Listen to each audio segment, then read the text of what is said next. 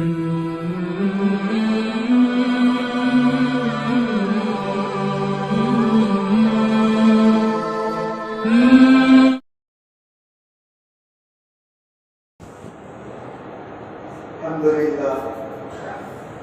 لله وكفى وسلام على عباده الذين اصطفى أما بعد فقد قال الله تبارك وتعالى في الكلام المجيد والفرقان الحميد أعوذ بالله من الشيطان الرجيم بسم الله الرحمن الرحيم وما أرسلناك إلا رحمة للعالمين صدق الله العظيم وقال النبي صلى الله عليه وسلم من قال لا إله إلا الله دخل الجنة وقال النبي صلى الله عليه وسلم لا يؤمن أحدكم حتى أكون أحب إليه من والده وولده والناس أجمعين أو كما قال صلى الله عليه وسلم سبحانك لا علم لنا إلا ما علمتنا إنك أنت العليم الحكيم رب اشرح لي صدري ويسر لي أمري واحلل عقدة من لساني يفقهوا قولي تمام تعریف اللہ رب العزت کے لیے سزاوار ہے جو دونوں جہانوں کا پالنہار وہ مالک ہے جس کے کرنے کرانے میں اس کا کوئی ساتھی و ساتھی نہیں وہ ہمیشہ سے ہے اور ہمیشہ رہے گا درود و سلام نازل ہو جی میرے اور آپ کے آقا تاجدار مدینہ سرور کائنات خاتم الانبیاء والمرسلین رحمت للعالمین طه یاسین مزمل مدثر محمد عربی صلی اللہ علیہ وسلم پر جن کے صدقے میں اللہ تبارک و تعالی نے ساری کائنات کو عدم سے وجود بخشا۔ میرے محترم دوستو، اللہ تبارک و تعالی کا ایک طورت طریقہ رہا کہ جب بھی دنیا میں فساد آیا، لوگ ایک معبود کو چھوڑ کر کئی خداؤں کو ماننے لگے، ایک اللہ کو چھوڑ کر بتوں کی پوجا کرنے لگے، بتوں کے سامنے سر سجود ہونے لگے، تو اللہ تبارک و تعالی نے ایسے موقع پر انبیاء کو دنیا میں مبعوث فرماتا رہا، دنیا میں مبعوث کرتا رہا۔ اللہ تبارک و تعالی نے تقریباً 1,24,000 انبیاء کو دنیا میں مبعوث فرمایا۔ اب آخری نبی میرے اور آپ کے آقا تاجدار مدینہ سرور کائنات صلی اللہ علیہ وسلم کو اللہ تبارک و تعالی نے سارے جہانوں کا نبی بنا کر بھیجا۔ صرف انسانوں کے لیے نبی نہیں، صرف جانوروں کے لیے نبی نہیں، دنیا میں جتنی بھی چیزیں ہیں، جتنی بھی جو بھی چیزیں بسنے والی ہیں، ساروں کے لیے اللہ تبارک و تعالی نے آپ صلی اللہ علیہ وسلم کو نبی بنا کر مبعوث فرمایا۔ اس لیے اللہ تبارک و تعالی نے قرآن کی آیت میں فرماتے ہیں وَمَا أَرْسَلْنَاكَ إِلَّا رَحْمَةً لِلْعَالَمِينَ، ہم نے دونوں جہاں کے لیے آپ صلی اللہ علیہ وسلم کو رحمت للعالمین بنا کر بھیجا۔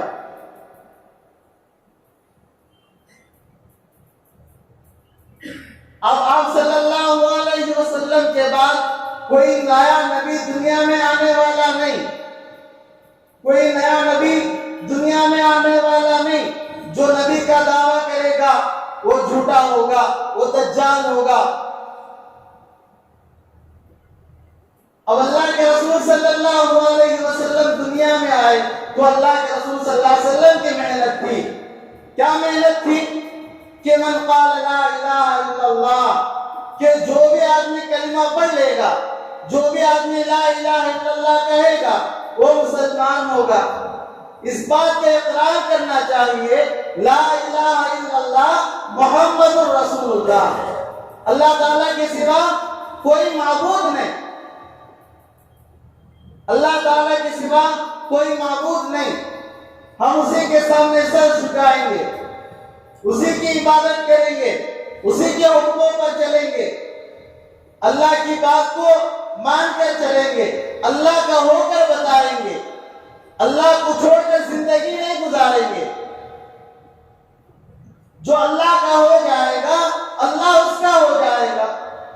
من کان للہ کان اللہ لہ، جو اللہ کا ہو جائے گا اللہ اس کا ہو جائے گا۔ حضرت ابراہیم بن ادھم رحمۃ اللہ علیہ ایک وقت کے بادشاہ تھے، بلخ کے بادشاہ حضرت ابراہیم بن ادھم رحمۃ اللہ علیہ تھے۔ انہوں نے ایک دن رات میں سو گئے، رات میں کوئی ایسا خواب دیکھا کہ اللہ تبارک و تعالیٰ نے ان کی دل کی دنیا بدل دی، اللہ تبارک و تعالیٰ نے۔ اب جیسا ہی صبح ہوئی، حضرت ابراہیم بن ادھم رحمۃ اللہ علیہ نے اپنا محل چھوڑا، وہ شاہی محل، وہ بادشاہ چھوڑ دی، تخت و تاج چھوڑ دیا، سب کچھ دھکیل کر حضرت ابراہیم بن ادھم رحمۃ اللہ علیہ جنگل و بیابان میں چلے گئے۔ جب صبح میں سارے دربار آ گئے، وزیر آ گیا، دیکھا کہ ہمارے بادشاہ نظر نہیں آ رہے، ہمارے بادشاہ کدھر چلے گئے؟ لوگوں نے بہت تلاش کیا، قلعوں میں جاتے رہے، بستیوں میں تلاش کیا، کہیں بھی حضرت ابراہیم بن ادھم رحمۃ اللہ علیہ کسی کو نہیں ملے۔ اب وزیر نے حکم دیا کہ اب چلو ہم بیابان میں جاتے ہیں، جنگل و بیابان میں صحرا میں جا کر ڈھونڈتے ہیں، کہیں وہیں جا کر ہم کو ہمارے بادشاہ ہم کو مل جائیں گے۔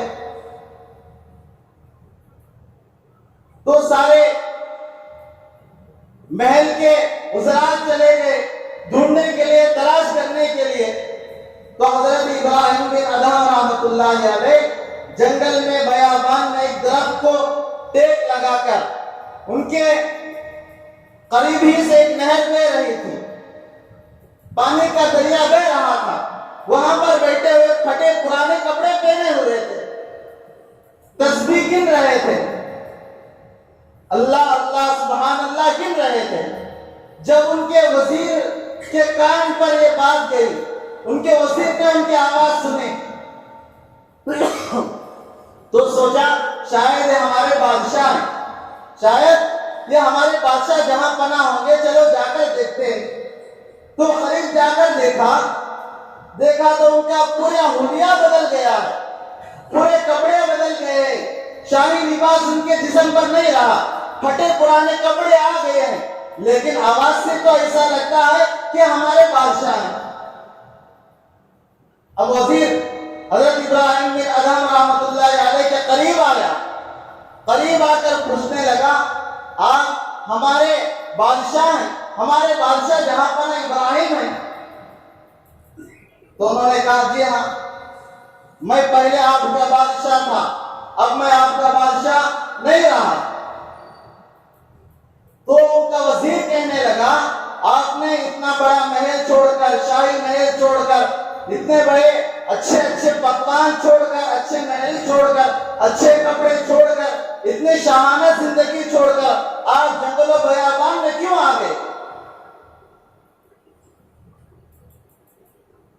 تو حضرت ابراہیم بن ادھم رحمۃ اللہ علیہ نے فرمایا میں اللہ کو پانے کے لیے آ گیا ہوں، میں اللہ کو تلاش کرتا آ گیا ہوں، میں محل میں رہتے ہوئے کام نہیں کر سکتا، محل میں بیٹھتے ہوئے کام نہیں کر سکتا، میں اللہ کو تلاش نہیں کر سکتا، میں اس لیے جنگل و بیابان میں آ گیا تاکہ میں اللہ کو پہچانوں، اللہ کی معرفت مجھے آ جائے۔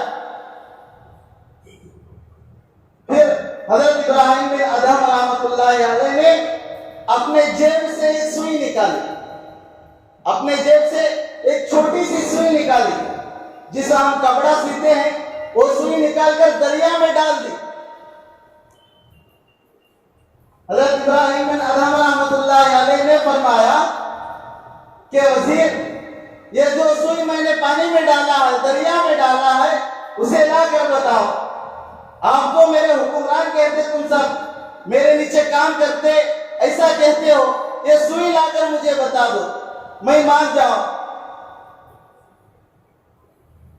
تو وہ آدمی وہ وزیر کہنے لگا بادشاہ جہاں بنا یہ تو اتنی موٹی چیز نہیں جسے ڈھونڈ کر ہم تلاش کر لائے. اگر موٹی چیز ہوتی اسے ہم ڈھونڈ کر لاتے تھے, تلاش کر لاتے تھے, لیکن یہ اتنی چھوٹی سی باریک سوئی ہے, ہم اس کو کیسے لا سکے؟ ہم اس کو نہیں لا سکتے. تو حضرت ابراہیم بن ادھم رحمۃ اللہ علیہ جو مچھلیاں پانی میں تیر رہے تھے ان کو حکم دیا, ان سے فرمایا اے میری سوئی, جو سوئی میں نے سمندر میں ڈالی ہے, دریا میں ڈالی ہے, وہ سوئی مجھے لا کر دے دے. اب سمندر میں جتنے مچھلیاں تھے ساری مچھلیوں نے پانی کے تہ پر آ کر ان کے قریب آ کر منہ میں سونے کی سوئی پکڑی ہوئی ہے, سونے کی سوئی پکڑی ہوئی ہے. حضرت ابراہیم بن ادھم رحمۃ اللہ علیہ نے فرمایا میں نے تو لوہے کی سوئی ڈالا تھا, یہ سونے کی سوئی میں نے نہیں ڈالا, میں نے جو سوئی سمندر میں ڈالی ہے مجھے وہی سوئی چاہیے. اب پھر مچھلی گئی, جو سوئی حضرت ابراہیم بن ادھم رحمۃ اللہ علیہ سمندر میں ڈالے تھے اس سوئی کو اٹھا کر لا کر حضرت ابراہیم بن ادھم رحمۃ اللہ علیہ کے ہاتھ میں دے دی. اس وقت حضرت ابراہیم بن ادھم رحمۃ اللہ علیہ نے فرمایا اے وزیر, جو اللہ کا ہو جائے گا, جو اللہ کا ہو کر رہے گا اللہ اس کا ہو جائے گا, جو اللہ کا ہو جائے گا ساری چیزیں اس کی ہو جائیں گی. من کان للہ کان اللہ لہ, جو اللہ کا ہو جائے گا دنیا کی ساری چیزیں اس کے تابع ہو جائیں گی. اب میں اللہ کا ہو گیا ہوں, یہ ساری چیزیں اللہ نے میرے تابع کر دی ہے.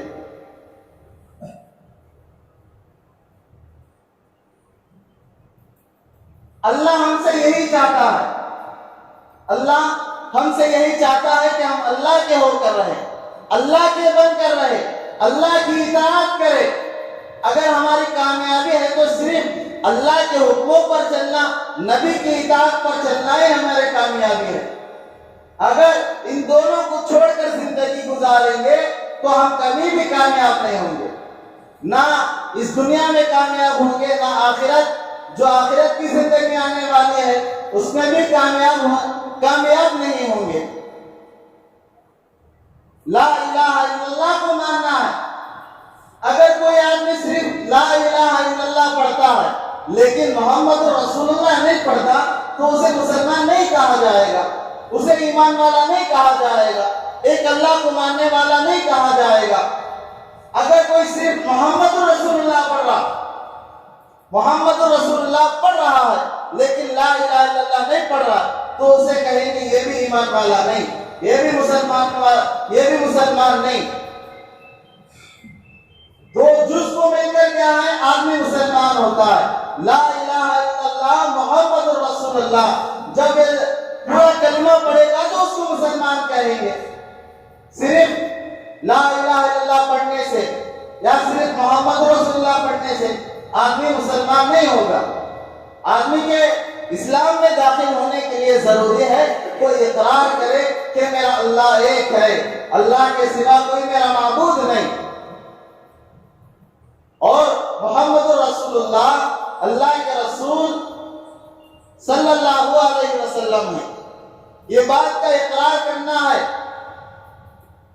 زبان سے اقرار کرنا اور دل سے تصدیق کرنا ہے. جبھی وہ مسلمان کامل مسلمان ہوگا. جب تک اس کلمے پر بھرپور کامیابی سے نہیں اتریں گے, یہ کلمہ ہمارے اندر نہیں آئے گا تو کیا ہم پکے مسلمان نہیں. اللہ کے رسول صلی اللہ علیہ وسلم کی حدیث ہے, اللہ کے رسول صلی اللہ علیہ وسلم فرماتے ہیں لا یؤمن احدکم حتی اکون احب الیہ من والدیہ وولدہ والناس اجمعین. کوئی آدمی اس وقت تک پکا مسلمان نہیں ہو سکتا, سچا مسلمان نہیں ہو سکتا میں اس کی اولاد سے, اس کے والدین سے, اس کے بیوی بچے سے, اس کی دنیا میں خواہشات سے سب سے زیادہ میں اس کے قریب ہو جاؤں. جب تک وہ آدمی مسلمان نہیں ہو سکتا, ساری چیزوں کو پیچھے چھوڑ دے, میری محبت اس کے دل میں غالب آ جائے تو جب اس کو پکا مسلمان کہیں گے. صرف کلمہ پڑھ لینے کا نام مسلمان نہیں ہے. لا الہ الا اللہ کہنے کا نام مسلمان نہیں ہے، محمد رسول اللہ کہنے کا نام مسلمان نہیں ہے۔ مسلمان یہ ہے کہ اس کلمے پر پورا اتر جائے، اپنے دل میں کلمہ سما جائے، اس کو مسلمان کہتے ہیں۔ اللہ کی باتوں پر ایمان لانا، نبی صلی اللہ علیہ وسلم کی باتوں پر ایمان لانا، اگر ان باتوں پر ایمان لائے گا تو مسلمان ہوگا۔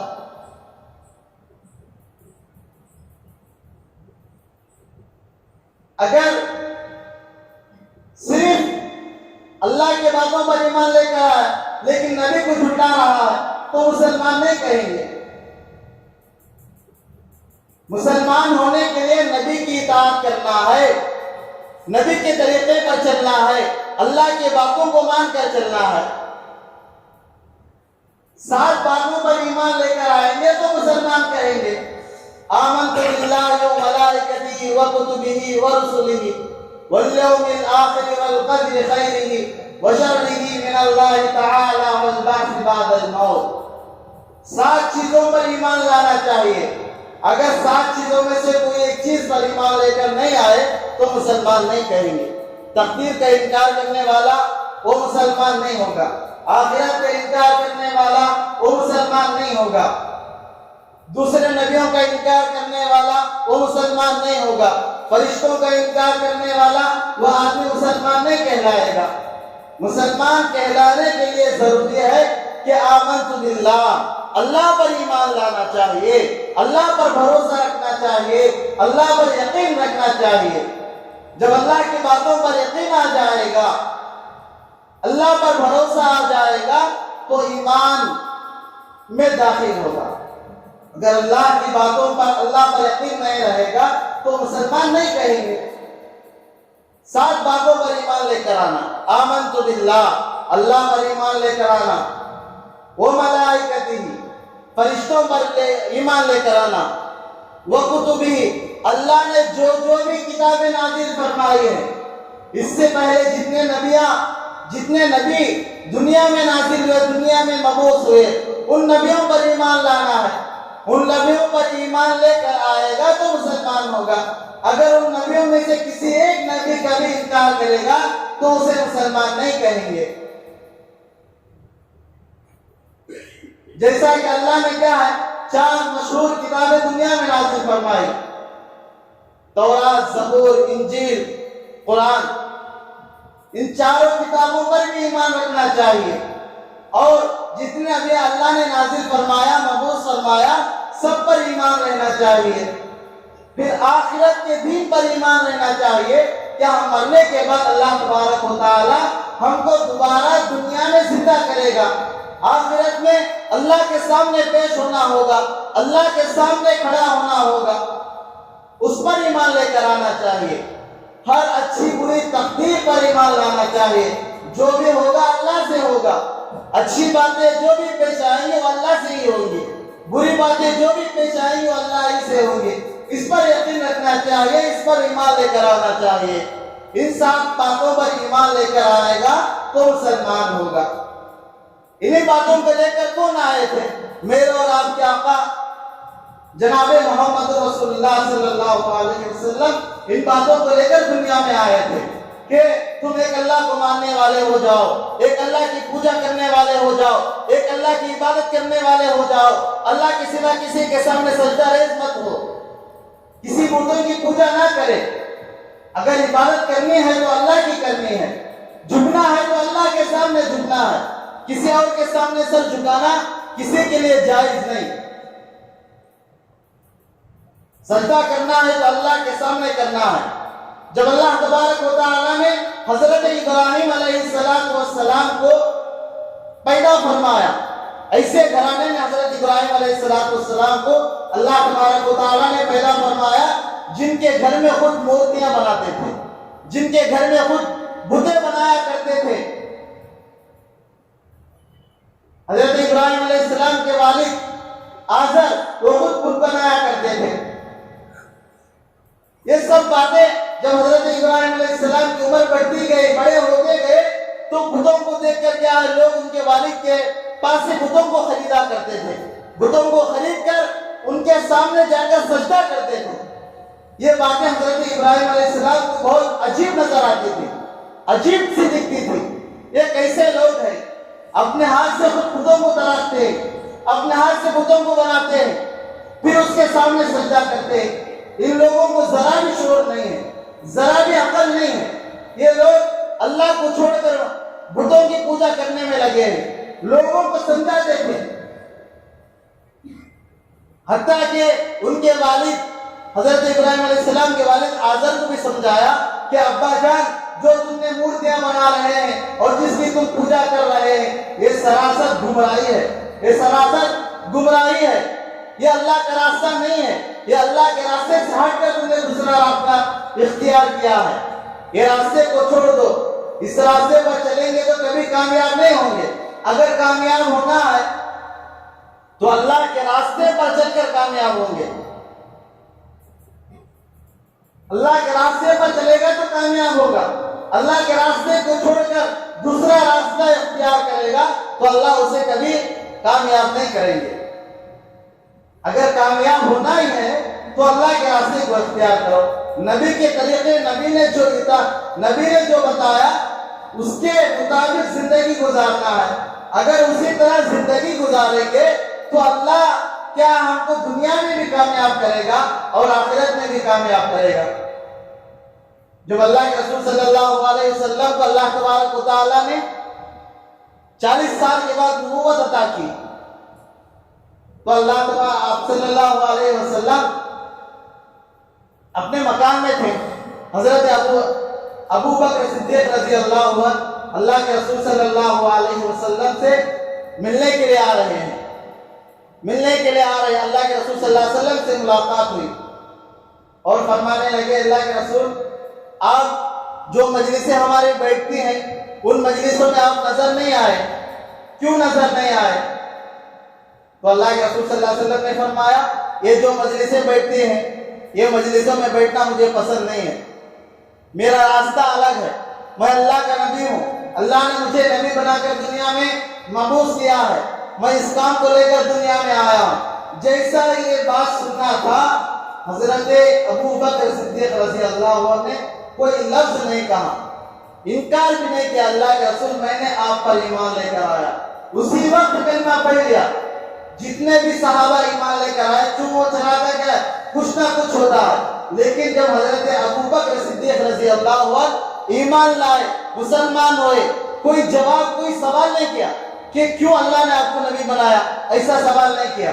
ہاں، آپ جو کہتے وہ سچ کہتے، کیونکہ اللہ کے رسول صلی اللہ علیہ وسلم کی ساری جو جوانی تھی، سارے لوگ جو مکہ میں اللہ کے رسول صلی اللہ علیہ وسلم کو جو پکارا کرتے تھے، امین کہہ کر پکارا کرتے تھے، آپ امانت دار ہیں، صادق کہہ کر پکارا کرتے تھے، آپ سچے ہیں، جو بھی بات کرتے ہیں سچ بات کرتے ہیں۔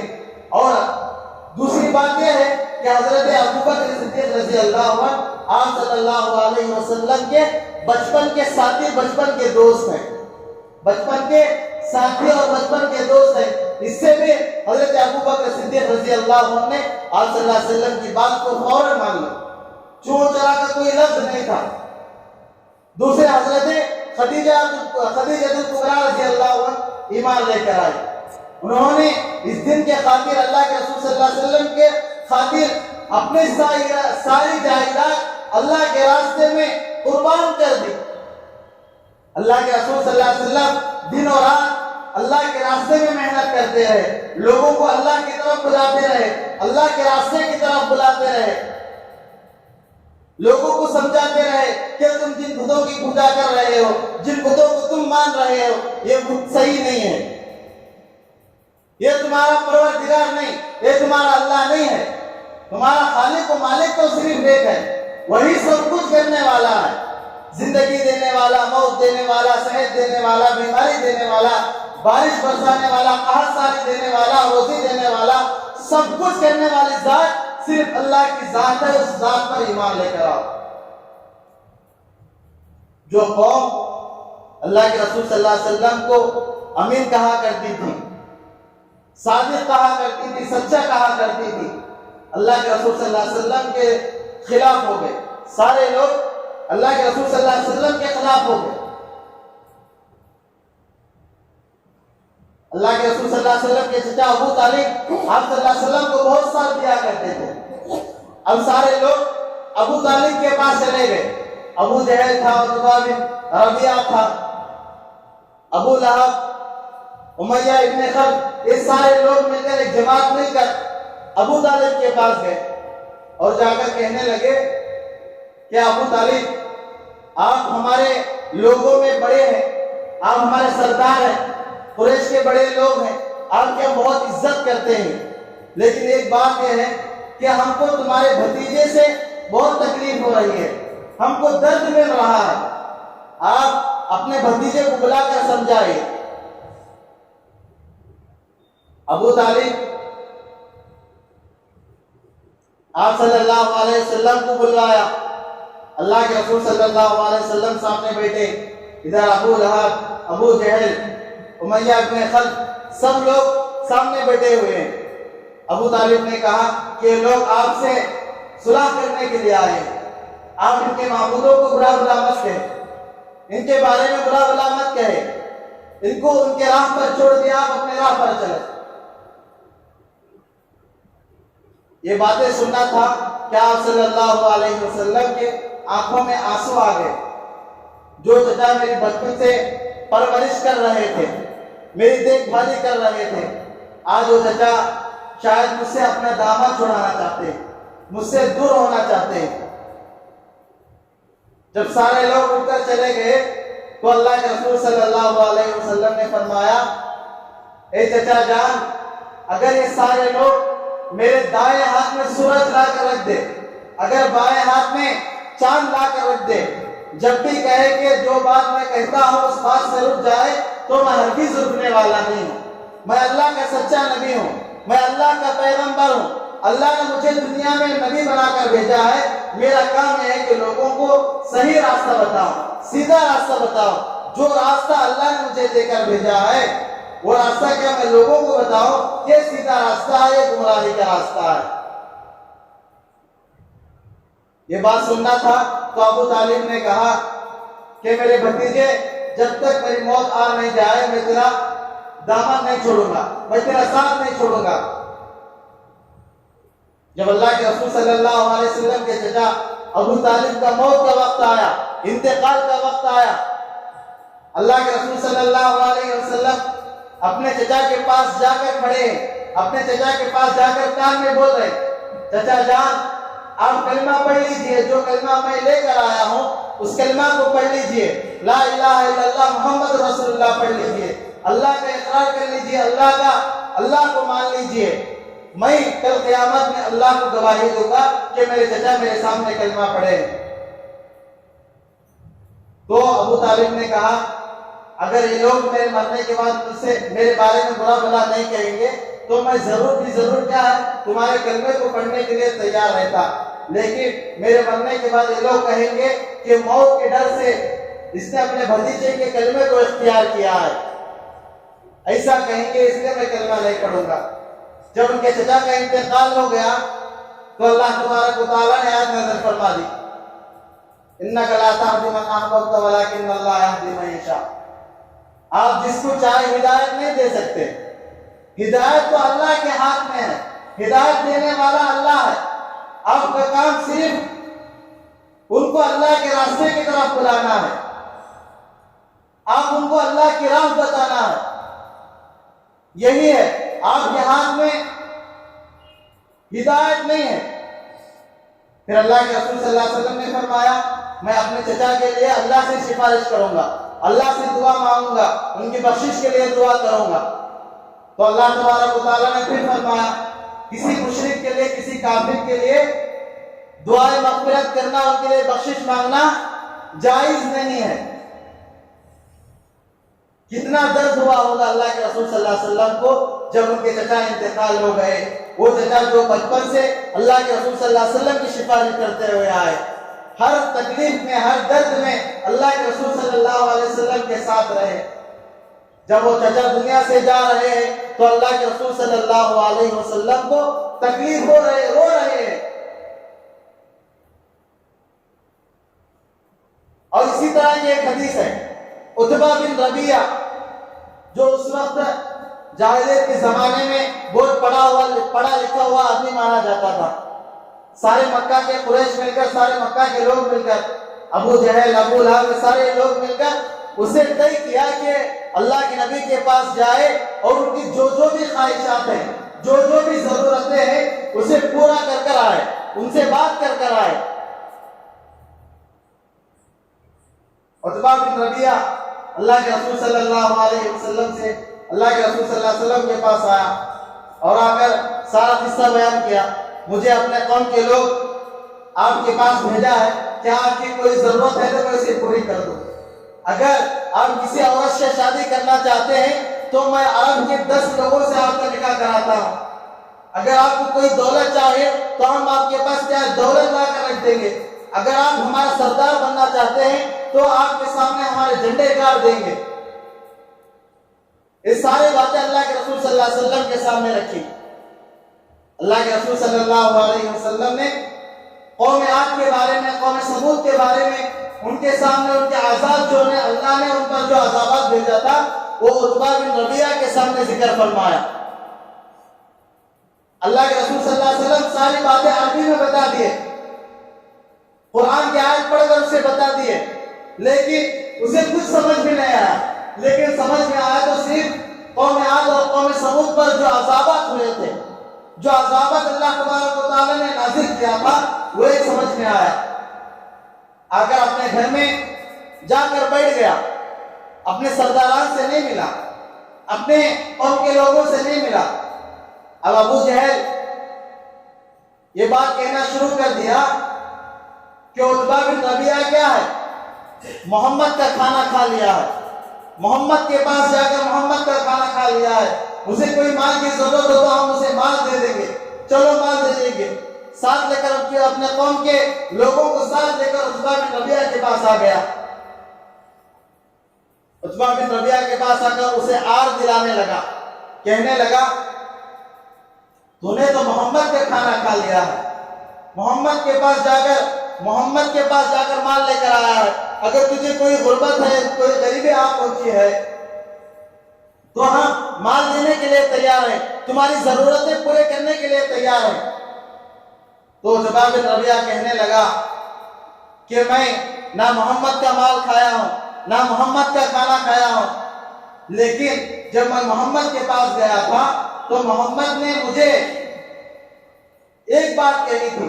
بہت سارے قرآن کی آیتیں پڑھی، لیکن مجھے صرف قرآن کی ایک آیت سمجھ میں آئی. قوم عاد کے بارے میں، قوم سمود کے بارے میں، ان پر جو اللہ نے جو عذابات نازل فرمائے ہیں، وہ عذابات کے بارے میں انہوں نے مجھے ڈرایا. اگر تم اس کام کو نہیں چھوڑیں گے، بتوں کو ماننا نہیں چھوڑیں گے، بتوں کی پوجا کرتے رہیں گے، اللہ کو نہیں مانیں گے، تو اللہ کیا تم پر وہ عذاب کو ضرور لائے گا. اللہ کے نبی صلی اللہ علیہ وسلم نے سارے لوگوں کو کیا دین کی دعوت دیتے رہے. سب اللہ کے رسول صلی اللہ علیہ وسلم پہ ایک مرتبہ ابو جہل بیٹھا ہوا تھا اپنے گھر میں. ایک آدمی اس سے ملاقات کے لیے گھر کے پاس آیا، دروازہ کھٹکھٹایا، پوچھا کون ہے؟ فلاں آدمی ہوں. تو جا کر بات چیت کرنے لگے، دونوں بات کر رہے تھے. باتوں میں وہ شخص جو آدمی آیا تھا اس نے ابو جہل سے پوچھا آپ کا جو بھتیجا محمد ہے، محمد صلی اللہ علیہ وسلم ہے، ان کے بارے میں آپ کا کیا خیال ہے، وہ کیسے آدمی ہیں؟ تو ابو جہل کہنے لگا کہ وہ سچا آدمی ہے، امانت دار ہے، صادق ہے، اللہ کا بھیجا ہوا پیغمبر ہے. اللہ کے نبی کے سامنے اقرار نہیں کیا. کس کے سامنے اقرار کر رہا؟ ایک کافر کے سامنے اقرار کر رہا ہے، کہہ رہا ہے کہ میرا بھتیجا اللہ کا بھیجا ہوا سچا پیغمبر ہے. جو کلمہ لے کر وہ میرا محمد میرا بھتیجا آیا ہے وہ سچ ہے.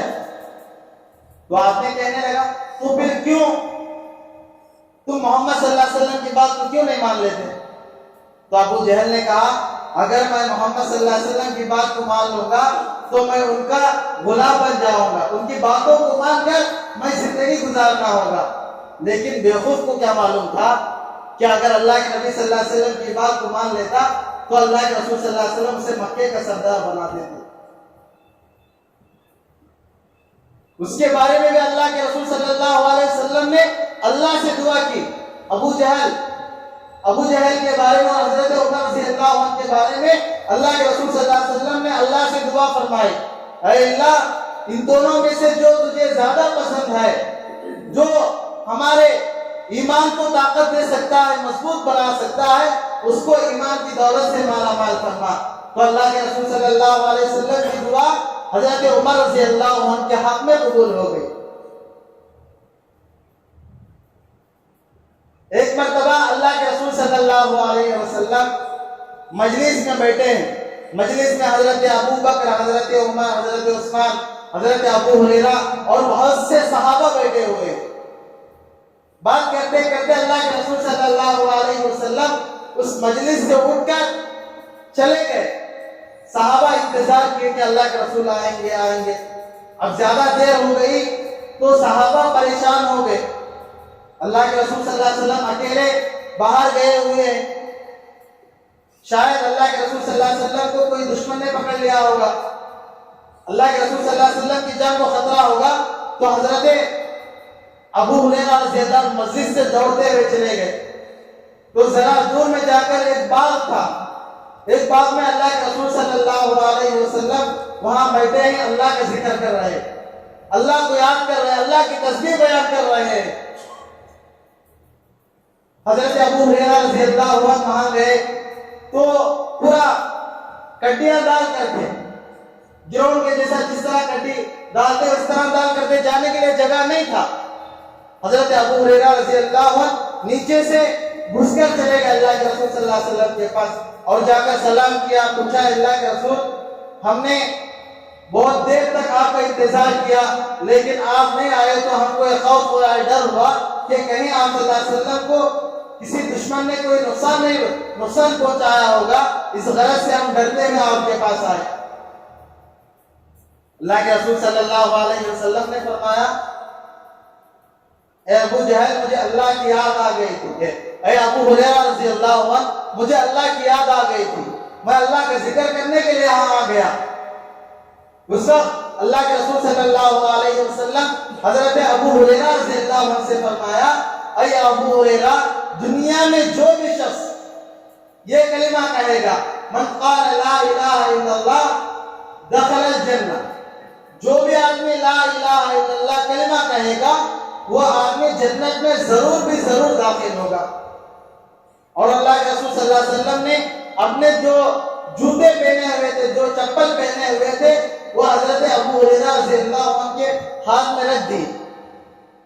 حضرت ابو ہریرہ رضی اللہ عنہ جوتوں کو لے کر اپنے سر پر رکھ کر جا رہے ہیں، یہ کلمہ کہتے ہوئے جا رہے ہیں، من قال لا الہ الا اللہ دخل الجنہ، من قال لا الہ الا اللہ دخل الجنہ.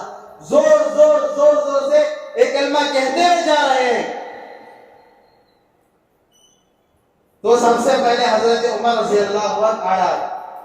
حضرت عمر رضی اللہ عنہ آگے آئے، پوچھے کہ ابو ہریرہ کیا بات ہے، کیا آپ اللہ کے رسول صلی اللہ علیہ وسلم کے جوتے سر پر رکھ کر آ رہے ہیں؟ کون سی بات ایسی گزری ہے؟ کیا بات اللہ کے رسول صلی اللہ علیہ وسلم نے تم سے کہی؟ تو ابو ہریرہ رضی اللہ عنہ نے کہا کہ عمر، اللہ کے رسول صلی اللہ علیہ وسلم نے مجھ سے یہ کہا، من قال لا الہ الا اللہ دخل الجنہ، جو بھی آدمی لا الہ الا اللہ کلمہ پڑھے گا وہ جنت میں داخل ہوگا. جیسا ہی یہ بات حضرت ابو ہریرہ رضی اللہ عنہ کی زبان سے نکلنا تھا، حضرت عمر رضی اللہ عنہ نے ایک ہاتھ اٹھا کر ان کے حضرت ابو ہریرہ رضی اللہ عنہ کی سینے پر مارا. حضرت ابو ہریرہ رضی اللہ عنہ سورن کے بل نیچے گر گئے اور روتے ہوئے اللہ کے رسول صلی اللہ علیہ وسلم کے پاس گئے. اللہ کے رسول صلی اللہ علیہ وسلم سے شکایت کی، اے اللہ کے رسول جو بات آپ نے مجھ سے کہی تھی، جو بات آپ نے مجھ سے فرمایا تھا، میں وہ بات حضرت عمر سے کہا، حضرت عمر نے مجھے مارا. اللہ کے رسول صلی اللہ علیہ وسلم حضرت عمر کو بلا کر فرمانے لگے، عمر ابو ہریرہ کو کیوں مارا آپ نے؟ کیا وجہ تھی کہ ابو ہریرہ کو مارا آپ نے؟ حضرت عمر رضی اللہ عنہ کہنے لگے، اے اللہ کے رسول یہ زور زور سے کہہ رہا تھا من قال لا الہ الا اللہ دخل الجنہ، جو بھی آدمی کلمہ پڑھ لے گا وہ جنت میں داخل ہو جائے گا. یہ زور زور سے کلمہ پڑھ لے گا. اگر کوئی آدمی سن لے گا تو صرف کلمہ پر ہی اکتفا کرے گا، صرف کلمہ پر ہی اکتفا کرے گا، نہ نماز پڑھے گا، نہ روزہ رکھے گا، نہ زکات دے گا، نہ حج کرے گا، دوسری کوئی عبادت نہیں کرے گا، صرف کلمہ پڑھ کر خاموش ہو جائے گا کہ کلمہ پڑھنے سے جنت مل جائے گی اس لیے میں مارا، تنبیہ کرنے کے لیے مارا. تو اللہ کے رسول صلی اللہ علیہ وسلم نے فرمایا اس نے جو بات کہی تھی وہ سچ ہے، جو بھی آدمی کلمہ پڑھے گا وہ جنت میں داخل ضرور بھی ضرور ہوگا. کلمہ لوگوں کو سکھانا چاہیے.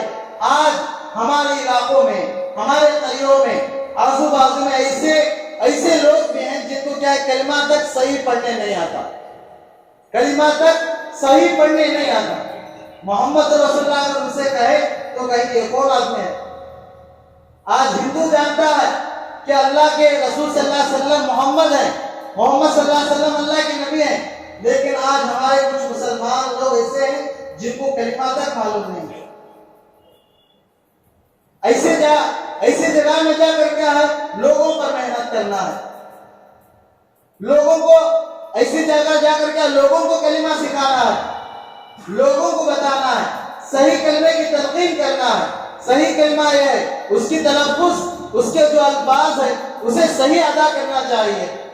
اگر صحیح ادا نہیں کرا معنی میں تبدیل آ جائے گی تو معنی بگڑ جائے گا، ایمان خطرے میں ہوگا. تو کیا ہے کلمہ بھی صحیح پڑھانا ہے. لا الہ الا اللہ محمد رسول اللہ. اسی کام کے لیے تو نبی دنیا میں آئے تھے. یہ کام دے کر اللہ نے نبی کو دنیا میں بھیجا تھا کہ میں تمہیں دنیا میں کام دے کر بھیج رہا ہوں، لوگوں کو میری طرف لے کر آؤ، لوگوں کو میرے راستے کی طرف لے کر آؤ. وہ نبی جو دنیا میں کیا ہمارے لیے روتے رہے، اللہ سے مانگتے رہے، اللہ سے گڑ گڑاتے رہے، اللہ سے معافی مانگتے رہے اپنی امت کے لیے. ایک مرتبہ اماں عائشہ رضی اللہ عنہا کے لیے اللہ کے رسول صلی اللہ علیہ وسلم نے دعا فرمائی، ان کے لیے اللہ سے دعا کی. تو دعا کے بعد اماں عائشہ صدیقہ رضی اللہ عنہا کی خوشی کی کوئی حد نہیں تھی، خوشی کی کوئی حد نہیں تھی، اچھلنے لگے خوشی سے. اللہ کے رسول صلی اللہ علیہ وسلم نے فرمایا اے عائشہ آج تم اتنا خوش کیوں ہو، اتنا مچل کیوں رہی ہو؟ تو حضرت عائشہ اما عائشہ صدیقہ رضی اللہ عنہا نے فرمایا اے اللہ کے رسول آپ نے تو میرے لیے دعا کی ہے، اس سے بڑی دولت میرے لیے کیا ہوگی، اس سے بڑی بات میرے لیے کیا ہوگی؟ آپ نے اللہ سے میری دعا، اللہ سے میرے لیے دعا کی ہے. تو اس وقت اللہ کے رسول صلی اللہ علیہ وسلم نے فرمایا اے عائشہ ایسی دعا تو میں اپنی امت کے لیے ہر دن ہر روز کرتا ہوں. رات میں اٹھ کر اللہ سے روتے تھے، اللہ سے مانگتے تھے اپنی امت کے لیے اے اللہ میری امت کو معاف فرما، میری امت مجھے جاننے والی نہیں ہے، میرا جو مقام و مرتبہ ہے ان کو معلوم نہیں ہے. اللہ سے معافی اپنی امت کے لیے مانگتے تھے. اب ہم کتنے بڑے خوش نصیب ہوں گے. حضرت عائشہ رضی اللہ عنہا کے لیے کتنے مرتبہ دعا کی؟ ایک مرتبہ دعا کی. ہمارے لیے 100 بار اللہ کے رسول صلی اللہ علیہ وسلم نے دعا کی، لیکن پھر بھی آج ہم کیا کر رہے ہیں؟ پھر بھی آج کیا کر رہے ہیں؟ اللہ کے نبی کی سنتوں کو چھوڑ دیا، اللہ کے نبی کے طریقے کو چھوڑ دیا، اللہ کے نبی کی اطاعت کرنے کو چھوڑ دیا، سب اپنے پیٹ پیچھے ڈال دیا. دنیا ہمارے سامنے آ گئی. آج جس کے ہاتھ میں دیکھو موبائل نظر آتا ہے، یہ سب سے بڑا خبیث ہے. دنیا کا آج کسی کا ایمان بگڑ رہا ہے تو صرف موبائل کی وجہ سے بگڑ رہا ہے. اگر موبائل کو رکھ دیں گے تو کیا ہمارا ایمان تازہ ہوگا، ہمارا ایمان بڑھتا رہے گا. اگر ایمان بڑھنا ہے تو کیا ہے فون کو چھوڑ دینا چاہیے. آج گھر میں ہر ایک کے پاس موبائل ہے، وہ بھی کون سا موبائل؟ بڑا موبائل، اینڈرائڈ موبائل سب کے پاس. گھر میں چھوٹا بچہ ہو، 5 سال کا بچہ ہو تو اس کے ہاتھ میں بھی موبائل، گھر میں بیوی ہو تو بیوی کو موبائل. اب گھر کے یجمان کے بارے میں کیا بول سکتے ہیں؟ سبھی تو انوچ لے کر دے رہی، سب کو انوچ لے کر دے رہی موبائل. اگر یہ بلا ہم سے دور ہو جائے گی، یہ موبائل ہم سے دور چلا جائے گا، تو ہمارا ایمان کیا ہے؟ اچھا رہے گا، ہمارا ایمان خطرے میں نہیں پڑے گا۔ موبائل کس لیے خریدے تھے بھائی؟ تاکہ والدین کو بات کر سکوں، رشتہ داروں کے بات کر سکوں، ہمارے دوست و احباب سے کیا خیر خیریت پوچھ سکوں۔ جیسا جیسا موبائل کا زمانہ آتا گیا، لوگ اپنے رشتہ داروں سے دور ہوتے چلے گئے، مسجدوں سے دور ہوتے چلے گئے، خانقاہوں سے دور ہوتے چلے گئے، ذکر کی مجلس سے دور ہوتے چلے گئے، مسجدوں سے دور ہوتے چلے گئے، مدرسہ سے دور ہوتے چلے گئے۔ وجہ کیا ہے؟ ہمارے ہاتھ میں خبیث آ گیا ہے، ہمارے اندر خبیث آ گیا ہے۔ جب تک یہ خبیث ہمارے ہاتھوں سے نہیں جائے گا تو ہم کیا ہے؟ کامیاب نہیں ہوں گے۔ اسے الگ رکھ دینا چاہیے۔ ہاں، موبائل کی تو ہر ایک کو ضرورت ہے، لیکن اس کو ضرورت کے حد تک ہی استعمال کرنا چاہیے۔ اگر ضرورت سے زیادہ کیا ہے کوئی چیز استعمال کریں گے تو ہلاکت کا سبب بن جائے گی۔ اللہ کے رسول صلی اللہ علیہ وسلم نے کیا لے کر آئے تھے؟ کلمہ لے کر آئے تھے۔ ایک آدمی اللہ کے رسول صلی اللہ علیہ وسلم کے پاس آ کر کہنے لگا، اے اللہ کے نبی، آپ کا اللہ کیسا ہے؟ بھی کافر تھا، یہودی تھا، یہ کہنے لگا آپ کا اللہ کیسا ہے؟ آپ کہتے ہیں کہ آپ کا اللہ ایک ہے، وہ اللہ کیسا ہے ہم نہیں جانتے۔ تو اللہ کے رسول صلی اللہ علیہ وسلم نے اس آدمی کے سامنے سورہ اخلاص پڑھا، قل هو اللہ احد اللہ الصمد لم یلد ولم یولد ولم یکن له کفوا احد۔ یہ سورت پڑھ کر اس کو سنائے اور کہا میرا اللہ کیسا ہے، سب کچھ اس سورت میں آ گیا۔ یہ سورت میں اللہ تبارک و تعالیٰ نے اللہ کی ساری تخلیق اس میں بنا کر رکھا ہے۔ اللہ تبارک و تعالیٰ نے یہ سورت میں کیا ہے؟ قل هو اللہ احد، یہ سورت میں سب کچھ آ گیا۔ قل هو اللہ احد، اے نبی صلی اللہ علیہ وسلم کہہ دیجئے کہ آپ کا نبی، آپ کا اللہ ایک ہے، آپ کا پروردگار ایک ہے، آپ کا مالک ایک ہے، آپ کا مختار ایک ہے۔ لوگوں سے کہہ دیجئے اللہ الصمد، اللہ بے نیاز ہے، اللہ بے نیاز ہے، اللہ کسی سے کوئی ضرورت نہیں، اللہ کو کسی سے کوئی ضرورت نہیں۔ اگر دنیا کے سارے لوگ مل کر مسلمان ہو جائے تو اللہ کے کیا ہے؟ جو مرتبہ ہے، جو عظمت ہے، جو شان ہے، ذرہ برابر بھی بڑھے گی نہیں۔ اگر دنیا کے سارے لوگ کافر ہو جائے تو اللہ کی ایمان، اللہ کی شان میں، اللہ کی بڑائی میں، اللہ کی کبریائی میں کوئی کمی نہیں آئے گی۔ ضرورت کس کی ہے بھائی؟ ضرورت ہم کو اللہ کی ہے۔ اللہ بے نیاز ہے، اللہ الصمد، اللہ سب سے بے نیاز ہے۔ اللہ کو کسی چیز کا محتاج نہیں، محتاج ہے تو ہم اللہ کے محتاج ہیں۔ آج ہم اگر ہمارے گھروں میں کوئی پریشانی آ جائے، کوئی مصیبت آ جائے تو سب سے پہلے کیا کرتے ہیں؟ کیا کرتے ہیں؟ سب سے پہلے ڈاکٹر کے پاس جاتے ہیں۔ کسی کو بخار ہو گیا، سردی آ گئی، کوئی تکلیف آ گئی تو سب سے پہلے کیا ہے؟ ڈاکٹر کے پاس جاتے ہیں۔ جب ڈاکٹر نے کہہ دیا کہ مجھ سے نہیں ہو سکتا تو آخر میں کون یاد آتا ہے ہم کو؟ اللہ یاد آتا ہے۔ اب سب کچھ ہوگا تو اللہ سے ہوگا۔ تو میں یہ نہیں کہتا کہ ڈاکٹر کے پاس نہیں جانا، ڈاکٹر کے پاس جانا ہے، دوا بھی لینا ہے، اللہ سے دعا بھی کرنا ہے۔ دو کریں گے تو اچھا ہے، صرف دوا ہی لیتے رہیں گے، دعا نہیں کریں گے تو کہاں سے صحت ملے گی؟ کہاں سے صحت اچھی بنے گی؟ کیا فرمایا اللہ نے؟ اللہ الصمد، اللہ بے نیاز ہے، اللہ کسی کا محتاج نہیں۔ ساری دنیا اللہ کی محتاج ہے، ایک ایک بات کی کہ اللہ کی محتاج ہے، چھوٹی چھوٹی چیز کے اللہ کی محتاج ہے۔ لم یلد کیا ہے؟ اللہ کی کوئی اولاد نہیں، ولم یولد، نہ اللہ کو کوئی جنا گیا، اللہ کو کسی نے نہیں پیدا کیا، نہ اللہ کی ماں ہے، نہ باپ ہے، نہ اولاد ہے، نہ بیوی بچے، کون بھی نہیں، صرف اللہ ایک ہے۔ وَلَمْ يَكُنْ لَهُ كُفُوًا أَحَدٌ، اللہ کا برابر دنیا میں کون بھی نہیں، اللہ کا برابر دنیا میں کون بھی نہیں۔ اگر اس سورت کو سمجھ کر اگر ہمارا ایمان پختہ ہوگا تو اگر ہمارے ایمان کو ہم سمجھیں گے، لیکن اللہ تبارک و تعالیٰ نے یہ سورت کو جو بتایا ہے اس پر عمل کریں گے تو دنیا میں سب سے بڑے اللہ والے بن جائیں گے، دنیا میں سب سے بڑے اللہ والے بن جائیں گے اگر اس سورت پر عمل کر لیں گے۔ اللہ نے قرآن کیوں نازل کیا؟ صرف پڑھنے کے لیے ہے تو قرآن خوانیوں کے لیے، گھر میں تلاوت کرنے کے لیے؟ اللہ نے قرآن کو اس لیے نازل کیا تاکہ قرآن پڑھ کر سمجھ کر اس پر عمل کرے۔ اگر اس پر عمل کریں گے تو کیا ہے؟ دنیا میں کامیابی حاصل ہوگی، آخرت میں کامیابی حاصل ہوگی۔ جب آدمی ایمان لے کر آتا ہے، ایمان لانے کے بعد دوسری کیا چیز ہے بھائی؟ نماز ہے۔ جیسا ہی آدمی مسلمان ہوگا، جیسا ہی آدمی کلمہ پڑھے گا، جیسا ہی مسلمان ہوگا، اشہد ان لا الہ الا اللہ واشہد ان محمدا عبدہ ورسولہ، یہ کلمہ پڑھے گا تو اس کا دوسرا درجہ کیا ہے بھائی؟ نماز ہے۔ نماز ادا کرنا ہے، نماز کا اہتمام کرنا ہے۔ اگر نماز کا اہتمام کرے گا تو اللہ کی خوشنودی حاصل ہوگی۔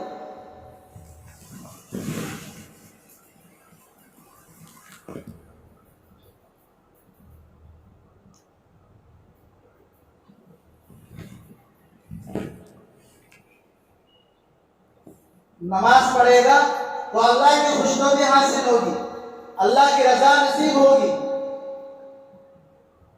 نماز کس طرح پڑھنا چاہیے؟ اللہ تبارک و تعالیٰ قرآن میں فرماتے ہیں ان الصلاۃ تنہی عن الفحشاء والمنکر، بے شک نماز بے حیائی سے روکنے والی ہے، گناہوں سے روکنے والی ہے، بدکاریوں سے روکنے والی ہے۔ آج ہم نماز پڑھ رہے ہیں، کیا ہماری نماز صحیح ہے؟ پانچوں وقت کی نماز پڑھ رہے ہیں، کیا ہماری نماز صحیح ہے؟ کیا ہماری نماز میں جان ہے؟ اللہ نے جو بیان فرمایا، اللہ نے جو آیت نازل فرمائی ان الصلاۃ تنہی عن الفحشاء والمنکر، کیا اس کے مطابق ہم زندگی گزار رہے؟ کیا ایسی ہماری زندگی ہے؟ تو ہم کو اپنے گریبان میں دیکھ کر جھانکنا چاہیے۔ آج ہم کیا ہے؟ دوسروں کے بارے میں کیا ہے دیکھتے ہیں، وہ آدمی فلاں آدمی ایسا ہے، فلاں آدمی ایسا ہے۔ پہلے ہم کیا اپنے گریبان میں جھانکنا چاہیے، جھانک کر دیکھنا چاہیے کہ میں کتنے پانی میں ہوں۔ دوسروں کو دیکھنے سے پہلے اپنے کو دیکھنا چاہیے کہ میں کتنے پانی میں ہوں، میرا ایمان کیسا ہے۔ اگر ہم کسی آدمی کی طرف ایک انگلی اٹھائیں گے تو ہماری طرف کیا ہے؟ 3 انگلیاں اٹھیں گے، اور 3 انگلیاں اٹھا کر کیا بولیں بھائی؟ اللہ کو گواہ بنا رہے، اللہ کو گواہ رہنا، اور اس سے بھی بدتر آدمی ہوں، اور اس سے بھی خراب آدمی ہوں، تو گواہ رہنا، اللہ کو گواہ بنا رہے۔ دنیا دوسروں کے بارے میں بولنے سے کیا ہے؟ پہلے اپنی فکر کرنا چاہیے۔ اللہ تبارک و تعالیٰ نے قرآن میں کیا فرمایا؟ وقودها الناس والحجارہ، کیا ایمان والو تم بھی کیا ہے؟ جہنم کی آگ سے بچو، جہنم کی آگ سے بچو، اور اپنے گھر والوں کو بھی جہنم کی آگ سے بچاؤ۔ تو پہلے کیا ہے؟ ہم اپنا دیکھنا چاہیے، دوسرے کے بارے میں برا بھلا کہنے سے، دوسروں کو تکلیف دینے سے پہلے کیا ہے؟ پہلے اپنا دیکھنا چاہیے کہ میں کیسا ہوں، میرا ایمان کیسا ہے، کیا میری 5 وقت نماز میں پڑھ رہا ہوں یا نہیں۔ اگر ہم پہلے اپنی طرف توجہ ڈالیں گے تو انشاءاللہ کیا ہے؟ ہمارا ایمان بڑھتا رہے گا۔ اللہ نے دنیا میں کیا ہے؟ 3 طرح کی مخلوق دنیا میں اللہ تبارک و تعالیٰ نے پیدا فرمائی۔ 3 طرح کی مخلوق اللہ تبارک و تعالیٰ نے دنیا میں پیدا فرمائی۔ ایک انسان اور جنات، انسان اور جنات، دوسرا فرشتے، تیسرا شیطان۔ 3 طرح کے لوگوں کو اللہ تبارک و تعالیٰ نے، 3 قسم کی مخلوق کو اللہ تبارک و تعالیٰ نے دنیا میں پیدا فرمایا، اور ان کے لیے کیا ایک ایک چیز خاص کر دی۔ اللہ تبارک و تعالیٰ قرآن میں فرماتے ہیں وَمَا خَلَقْتُ الْجِنَّ وَالْإِنسَ إِلَّا لِيَعْبُدُونَ، میں نے جنات اور انسان کو صرف اپنی عبادت کے لیے پیدا فرمایا۔ اب تفسیر میں کہتے ہیں إِلَّا لِيَعْبُدُونَ ہے تو إِلَّا لِيَعْرِفُونَ، تاکہ اللہ کو پہچانو۔ میں نے جنات اور انسان کو اس لیے پیدا کیا تاکہ لوگ اللہ کو پہچانیں، اللہ کی معرفت میں حاصل ہو، اللہ کیسا ہے۔ اللہ کی معرفت پہلے ہمارے اندر آنا چاہیے۔ اب انسان اور جنات کو پیدا کیا تو ان کے اندر اللہ تبارک و تعالیٰ نے دو مادے رکھا ہے، دو مادے رکھا ہے، گناہ کا مادہ بھی رکھا ہے، نیکی کا مادہ بھی رکھا ہے۔ اگر آدمی صرف نیکی کرتا چلا جائے گا، نیکی کرتا رہے گا تو اس کا ایمان کیا فرشتوں سے بھی آگے بڑھ جائے گا، اس کا ایمان فرشتوں سے بھی آگے بڑھ جائے گا۔ اگر انسان صرف گناہ ہی کرتا گیا، جنات اور انسان کیا ہے صرف گناہ ہی کرتے گئے تو کیا ہے شیطان سے بھی بدتر ہو جائیں گے۔ جنات انسان کی جیسے ایک مخلوق ہے، جس طرح انسان شادی بیاہ کرتے ہیں، اولاد ہوتی ہے، ان کی ایک فیملی رہتی ہے، ہماری جس طرح فیملی رہتی ہے جنات کی بھی اسی طرح فیملی رہتی ہے۔ جنات بھی کیا ہے اللہ کے نبی صلی اللہ علیہ وسلم پر ایمان لائے۔ اللہ نے کیا بنایا؟ تین مخلوق کو بنایا، سب سے پہلے انسان اور جنات کو۔ ان کے اندر اللہ تبارک و تعالیٰ نے دو مادے رکھا، گناہ کا مادہ بھی اور نیکی کا مادہ بھی۔ اگر آدمی نیکی کرتا چلا جائے گا، نیکی کرتا رہے گا، اللہ کے حکموں کی تابعداری کرتا رہے گا، نبی کی اطاعت کرتا رہے گا، اللہ کے فیصلوں پر راضی رہے گا تو اللہ تبارک و تعالیٰ اس کے ایمان کو اور بھی بڑھائے گا، اس کے ایمان میں بڑھوتری ہوگی۔ اس کا ایمان یہاں تک کہ فرشتوں کے ایمان سے بھی زیادہ اس کا ایمان ہو جائے گا۔ اگر صرف گناہ ہی کرتا جائے گا، اللہ کی نافرمانی کرے گا، نبی کے طریقے کو چھوڑ دے گا، اللہ کے حکموں کو ٹال دے گا، اللہ نے جو بیان کیا جو بتایا اسے اپنے پیٹھ پیچھے ڈالے گا تو آدمی شیطان سے بھی بدتر ہو جائے گا۔ دوسری مخلوق اللہ نے کیا بنایا؟ فرشتوں کو بنایا۔ فرشتوں کے اندر صرف نیکی کا مادہ ہے، فرشتوں کے اندر صرف نیکی کا مادہ ہے، وہ نیکی ہی کرتے ہیں۔ ان کے کیا اللہ کے حکم کے خلاف ورزی نہیں کرتے، اللہ نے جو کہا وہی کرتے ہیں، اللہ کے حکم کے خلاف ورزی نہیں کرتے۔ اللہ نے جو بتایا کہ تو رکوع میں رہنا ہے تو قیامت تک وہ فرشتہ رکوع میں رہے گا۔ اگر کسی سے کہے کہ تو سجدے میں رہنا ہے تو قیامت تک وہ سجدے میں رہے گا، اس کا ایمان نہ گھٹتا ہے نہ بڑھتا ہے۔ 50% ہے تو 50% ہی رہے گا، 51 بھی نہیں آئے گا، 49 بھی نہیں آئے گا، اتنا ہی رہے گا، 50 ہی رہے گا۔ اب شیطان ہے، اب شیطان کے بارے میں تو کیا بولے بھائی، سب کے استاد ہیں انہوں۔ جنت میں کیا تھے؟ سارے فرشتوں کے استاد تھے انہوں۔ آخر میں کیا ہو گئے؟ مردود ہو گئے، مر گیا مردود، نہ فاتحہ نہ درود۔ ایسا کیا ہے شیطان صرف گناہوں میں لگا رہتا ہے، گناہ ہی اس کے اندر آتے ہیں، لوگوں کے دلوں میں جا کر وسوسہ ڈالتا ہے کہ گناہ کر، یہ گناہ کر، اللہ کی نافرمانی کر، نبی کے طریقے کو چھوڑ دے۔ یہی اس کے ذہن میں آتا ہے اور لوگوں کو بہکاتا ہے، لوگوں کا ذہن خراب کرتا ہے۔ شیطان کا کام ہی ایسا ہے۔ اگر شیطان کی باتوں میں مان کر اگر آدمی زندگی گزارے گا، شیطان سے بھی بدتر ہو جائے گا، اور شیطان خود کیا ہے اس آدمی سے پناہ مانگے گا، یہ آدمی تو مجھ سے بدتر ہو گیا۔ شیطان خود کیا پناہ مانگتا ہے ایسے آدمی سے جو آدمی کیا اللہ کی اطاعت نہیں کرتا، جو اللہ کے نبی کی بات نہیں مانتا، اللہ کے حکموں پر نہیں چلتا، ایسے آدمی کو کیا ہے شیطان بھی پسند نہیں کرتا۔ ہماری زندگی کیسی رہنی چاہیے بھائی؟ صحابہ کی زندگی ہونی چاہیے۔ صحابہ نے جس طرح زندگی گزاری، جیسا زندگی گزاری اس طرح ہماری زندگی ہونا چاہیے۔ ہمارے لیے نمونہ کیا ہے؟ صحابہ کی زندگی ہے۔ اللہ نے جو ساتھی اللہ کے نبی صلی اللہ علیہ وسلم کہا تھا کہ کوئی نبی کا ایسے ساتھی اللہ تبارک و تعالیٰ نے عطا نہیں کی۔ دنیا میں اللہ کے نبی کیا ہے اپنے صحابہ کو بنایا، ان کا ایمان بنایا، ان کا ایمان پختہ کیا۔ پہلے اللہ کے نبی نے کیا ہے ان کو نماز کا حکم نہیں دیا، پہلے ان پر کیا کلمے کی محنت کی، کلمہ سکھایا کہ کلمہ کی کیا حقیقت ہے، کلمہ کس لیے پڑھا جاتا ہے، کلمہ کیوں پڑھا جاتا ہے۔ پہلے صحابہ کو اللہ کے نبی صلی اللہ علیہ وسلم نے کلمہ بتایا، کلمہ سکھا کر اس کے بعد نماز بتایا کہ نماز پڑھنا ہے، کلمہ کے بعد اللہ تبارک و تعالیٰ نے جو دوسری چیز فرض فرمائی ہے وہ نماز ہے. نماز پڑھنا ہے کسی حال میں بھی. کیا ہے؟ نماز کو نہیں چھوڑنا ہے.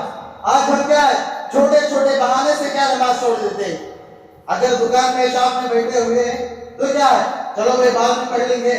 مغرب کی نماز عصر کی نماز مغرب کی نماز ایک بار ملا کر پڑھ لیں گے. ایسا اگر کوئی آدمی دو نمازیں ایک وقت میں پڑھتا ہے وہ آدمی گنہگار ہوگا. دو نمازوں کو ایک ساتھ جمع بین الصلاۃ صرف کیا ہے حج میں ہے. یہاں آ کر کیا ہے حج میں صرف جمع بین الصلاۃ ہے. یہاں آ کر جمع بین الصلاۃ کرنا جائز نہیں ہے. اگر کوئی آدمی جمع بین الصلاۃ کرتا ہے دو نمازوں کو ایک ساتھ ملا کر پڑھتا ہے تو آدمی کیا گنہگار ہوگا. چلو مغرب کے ساتھ عصر بھی پڑھ لیں گے تو آدمی گنہگار ہوگا. جو وقت میں اللہ کے نبی صلی اللہ علیہ وسلم نے وقت مقرر فرمایا, جو وقت اللہ کے نبی صلی اللہ علیہ وسلم نے بتایا اسی وقت میں نماز پڑھنا ہے.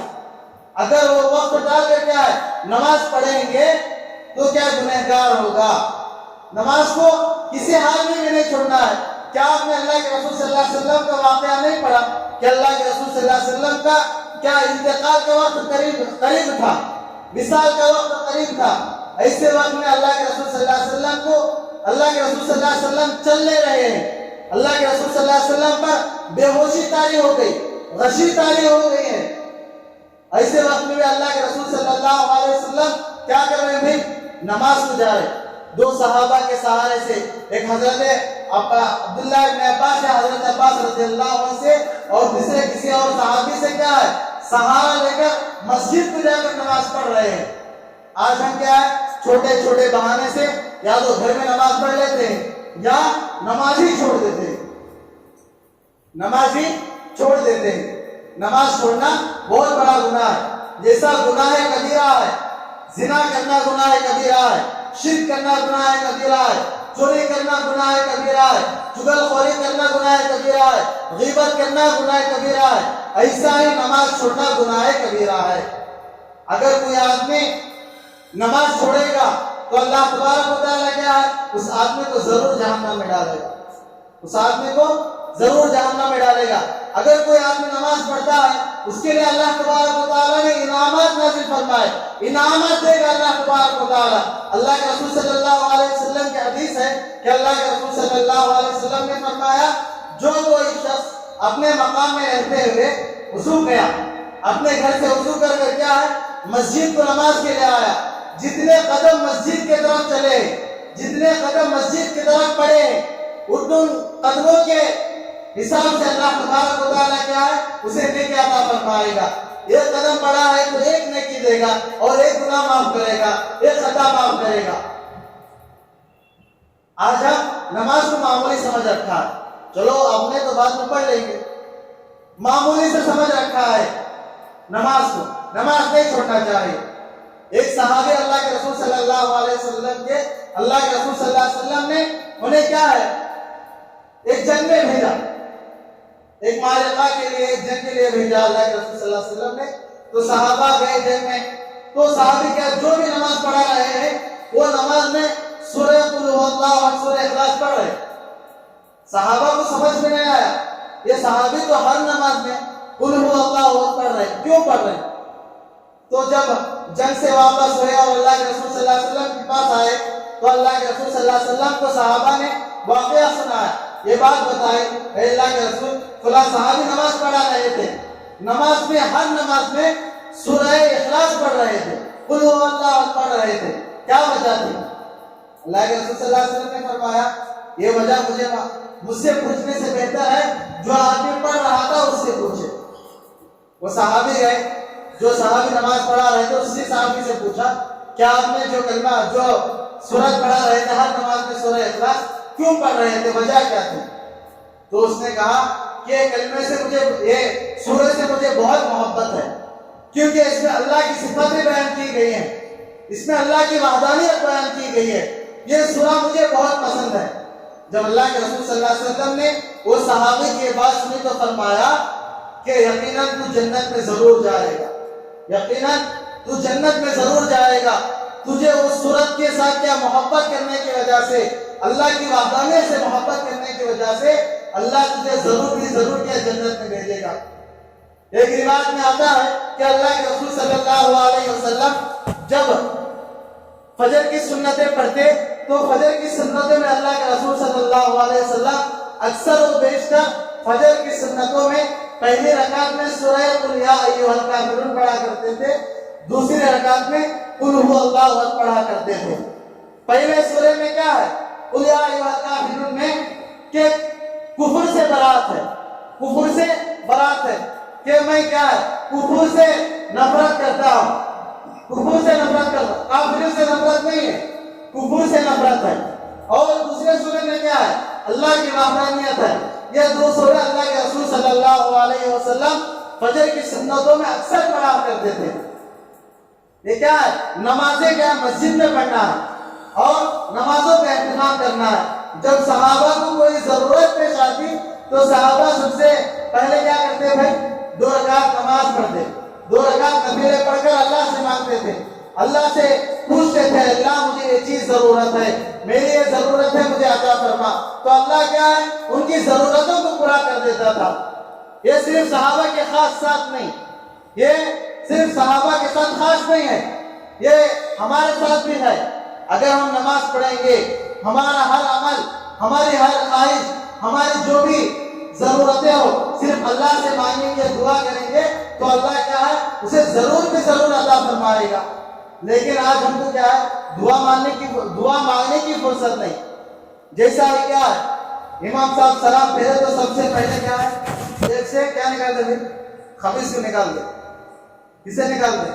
خبیث موبائل کو نکال کر دے دیں، جیسا کہ ان کو کیا ملک الموت میسج بھیجیں تیری موت آنے والے ہیں بول کر، ایسی حرکتیں آج ہم کر رہے ہیں۔ تو نماز کے بعد کیا ہے فوراً اگر کوئی آدمی سلام کے بعد استغفر اللہ پڑھے گا یا قلیو پڑھے گا اور آیت الکرسی پڑھے گا، سورہ اخلاص پڑھے گا، تو حدیث میں آتا ہے جو آدمی سلام پھیرنے کے بعد سورہ آیت الکرسی پڑھے گا، سورہ اخلاص پڑھے گا تو اللہ تبارک و تعالیٰ اس کے مرنے کے فوراً بعد اس کو جنت میں داخلہ عطا کرے گا۔ ہم کیا کر رہے ہیں بھائی؟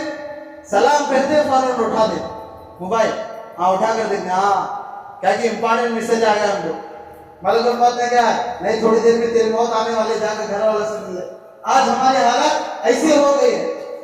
ایک امام صاحب ایک بستی میں نماز پڑھا رہے تھے، ایک امام صاحب عشاء کی نماز پڑھا رہے تھے بستی میں، نماز ہو گئی، سارے لوگ بیٹھے ہیں نماز میں، ایک آدمی پیچھے سے اٹھ کر کھڑے ہو کر بولنے لگا کہ حضرت آج آپ نے صرف 3 رکعتیں پڑھائی ہیں، آج آپ نے صرف 3 رکعتیں پڑھائی ہیں۔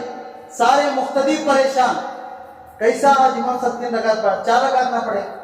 امام صاحب سے پوچھے امام صاحب کیا بول رہے؟ 4 رکعت پڑھے بولے، لیکن وہ ایک آدمی کا دعویٰ کر رہا ہے کہ امام صاحب نے صرف 3 رکعت ہی پڑھائی ہے۔ اب مسجد کے جو مقتدی تھے پوچھے ہاں بھائی وہ بولتا ہے صحیح لیکن امام صاحب 3 رکعت پڑھے گا کیا دلیل ہے؟ ایسا بول سکتے ہیں؟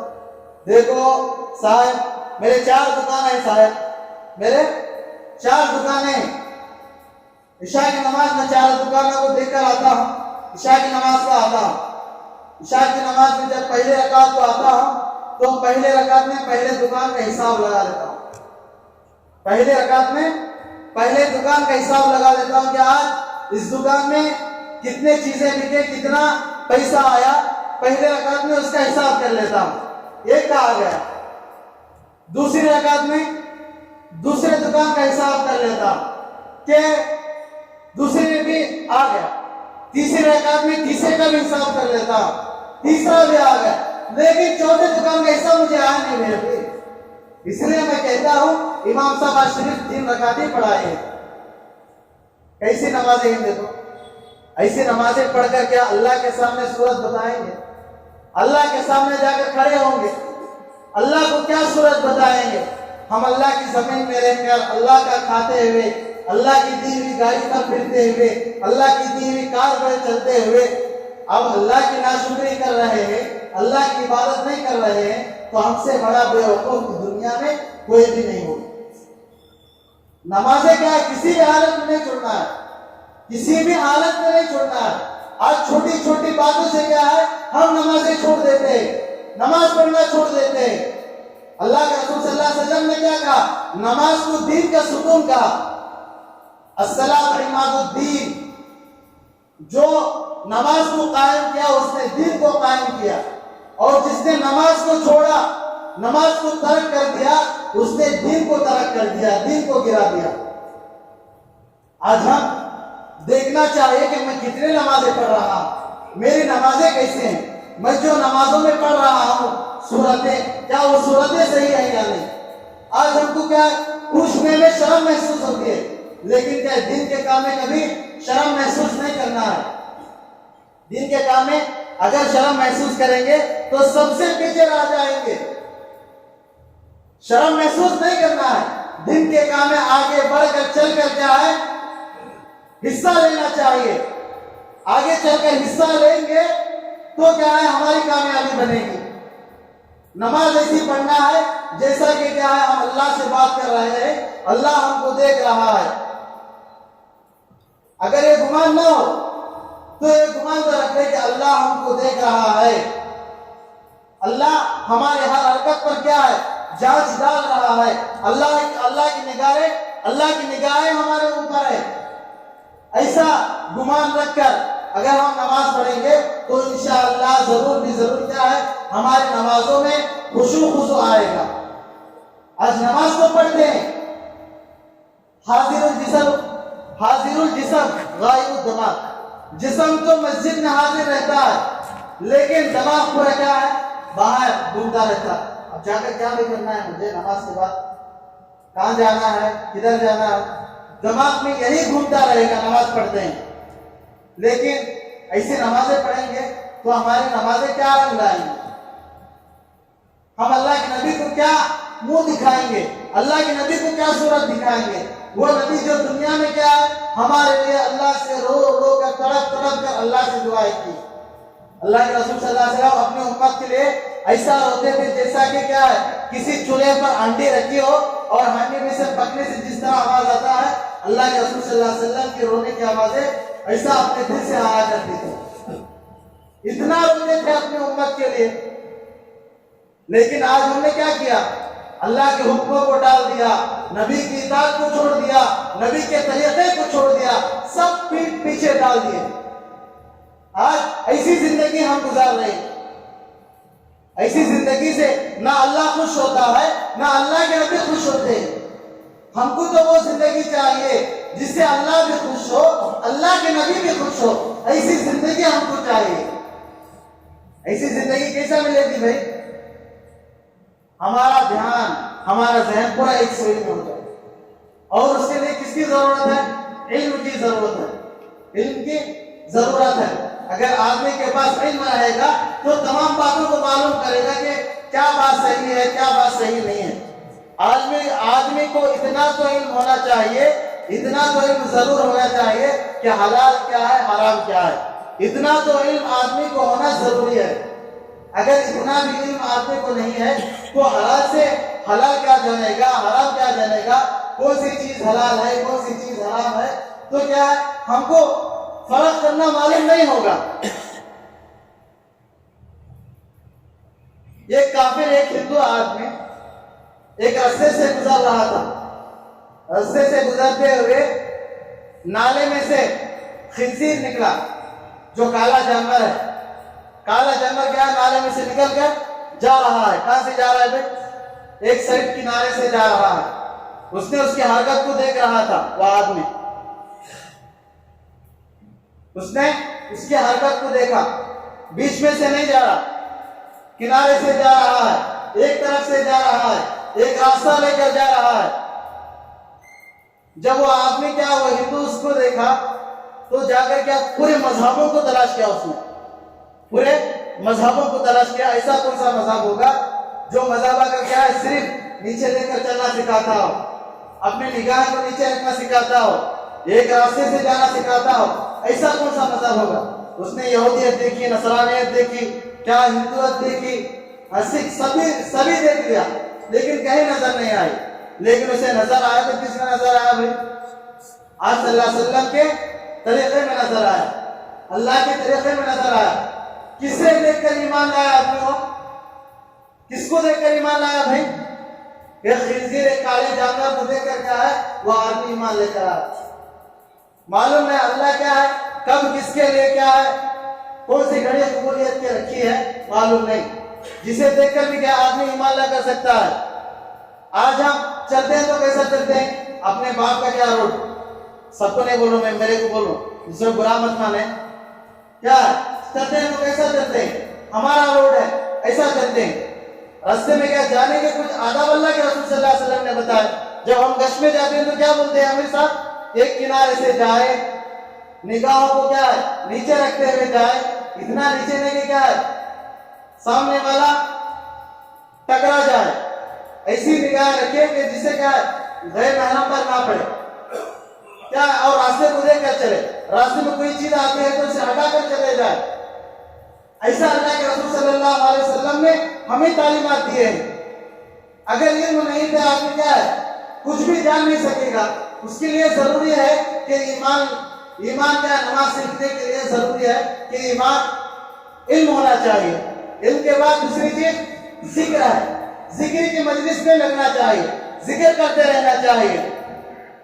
حدیث میں آتا ہے جو آدمی ذکر کرتا رہے گا کہ ذکر کرتے کرتے اس کی موت آ جائے تو اللہ تبارک و تعالی اس کو جنت میں داخل عطا فرمائیں گے۔ اس کے راوی حضرت ابو ہریرہ رضی اللہ عنہ، ابو ہریرہ رضی اللہ عنہ فرماتے ہیں جو آدمی ذکر کرتا ہے اور ذکر کرتے کرتے اس کی موت آ جائے تو اللہ تبارک و تعالی کیا ہے اس کی ذکر کرنے کی وجہ سے، ذکر میں موت آنے کی وجہ سے اسے جنت میں داخل عطا فرماتے ہیں۔ جب اللہ کے رسول صلی اللہ علیہ وسلم معراج سے واپس آ رہے تھے تو اللہ کے رسول صلی اللہ علیہ وسلم کی ملاقات حضرت ابراہیم، سیدنا ابراہیم علیہ السلام سے ہوئی، ان سے ملاقات ہوئی۔ اللہ کے رسول صلی اللہ علیہ وسلم سے مصافحہ کیا، سلام کیا۔ اس کے بعد حضرت ابراہیم علیہ السلام نے فرمایا کہ اے محمد صلی اللہ علیہ وسلم آپ اپنے امت سے کہیں کہ وہ ذکر زیادہ کرے، وہ ذکر زیادہ کرے، اور یہ بھی کہا کہ اپنے امت کو میری طرف سے سلام کہنا۔ اب جتنے بھی لوگ کیا ہے حضرت ابراہیم علیہ السلام کا سلام سنے ہیں ان کے لیے ضرور اور واجب ہے کہ حضرت ابراہیم علیہ السلام کو سلام کا جواب دینا چاہیے۔ علیہ السلام علیکم ورحمۃ اللہ، السلام وعلیکم السلام ورحمۃ اللہ نہیں، علیہ السلام ورحمۃ اللہ وبرکاتہ۔ اور کیا فرمایا جو آدمی کیا ذکر کرتا رہے گا اللہ اس کے بدلے میں جنت میں ایک پودا اگائے گا۔ اور اللہ کے رسول صلی اللہ علیہ وسلم نے فرمایا کہ تم ہر نماز کے بعد اللہ کا ذکر کیا کرو۔ اب جیسا فجر میں کرتے ہیں، عصر میں کرتے ہیں، سبحان اللہ 33 مرتبہ، الحمدللہ 33 مرتبہ، اللہ اکبر 34 مرتبہ، اگر ایسا ذکر ہمارا مشغلہ بنا لے، سونے کے وقت مشغلہ بنا لے تو کیا ہے اللہ ہم سے خوش ہوگا اور ہمارے ہر ایک سبحان اللہ پر، ہر ایک الحمدللہ پر، ہر ایک اللہ اکبر اللہ تبارک و تعالی جنت میں پودے اگائے گا۔ اور آپ نے سنا ہی ہوگا حضرت ابو ہریرہ رضی اللہ عنہ کی حدیث کہ اگر آدمی 100 سال اگر اس درخت کے سائے کے نیچے گھوڑا دوڑ رہا ہے تب بھی کیا اس درخت کا سایہ ختم نہیں ہوگا۔ سبحان اللہ ذکر کرنے سے، ذکر کرنا چاہیے، سبحان اللہ وبحمدہ سبحان اللہ العظیم۔ حدیث میں آتا ہے کہ جو آدمی ذکر کرے گا اگر اس کے گناہ سمندر کے جھاگ کے برابر بھی ہو تو اللہ تبارک و تعالیٰ اس کے سارے گناہوں کو معاف فرمائے گا، سارے گناہوں کو معاف فرمائے گا۔ اب دیکھیے بھائی حدیث میں جہاں کہیں بھی یہ لفظ آتا ہے اللہ اس کے ذکر کرنے کی وجہ سے، نماز پڑھنے کی وجہ سے سارے گناہوں کو معاف فرماتا ہے تو اس سے صرف صغیرہ گناہ مراد ہے، اس سے صرف صغیرہ گناہ مراد ہے، اس سے کبیرہ گناہ معاف نہیں ہوتے۔ کبیرہ گناہوں کے لیے توبہ کی ضرورت ہے، اللہ سے سچی پکی توبہ کرنا چاہیے۔ اسی لیے اللہ تبارک و تعالیٰ نے اللہ کے رسول صلی اللہ علیہ وسلم نے کیا ہے نماز میں کیا رکھا؟ اتحیات رکھا، اتحیات کے بعد درود شریف رکھا، درود شریف کے بعد آخر میں دعائے معصورہ رکھا۔ کیوں رکھا؟ اس میں کیا اللہ سے توبہ کرنے کی دعائیں، اللہ سے معافی مانگنے کی دعائیں، اسی لیے رکھا۔ ہم صرف نماز پڑھ کر خاموش نہیں ہونا چاہیے، نماز پڑھ کر اللہ سے دعا مانگنا چاہیے، اپنے گناہوں کی معافی مانگنا چاہیے۔ وحشی رضی اللہ عنہ، آپ نے سنا ہی ہوگا، ایک بات بول کر ختم کر دیتا ہوں یہ واقعہ سنا کر۔ وحشی رضی اللہ عنہ کون ہے؟ اللہ کے رسول صلی اللہ علیہ وسلم کے چچا حضرت حمزہ رضی اللہ عنہ کے قاتل۔ حضرت حمزہ رضی اللہ عنہ کو شہید کرنے والے کون تھے؟ حضرت وحشی تھے۔ جب مکہ فتح ہوا تو اللہ کے رسول صلی اللہ علیہ وسلم اور صحابہ بیٹھے ہوئے ہیں، اللہ کے رسول صلی اللہ علیہ وسلم نے حضرت وحشی کے بارے میں پوچھا کہ وحشی کہاں ہے، وہ نظر نہیں آتے۔ تو صحابہ نے کیا، وہ فلاں شہر میں رہتے، فلاں گاؤں میں رہتے۔ تو اللہ کے نبی صلی اللہ علیہ وسلم نے فرمایا چلو ان کو لے کر آؤ میرے پاس۔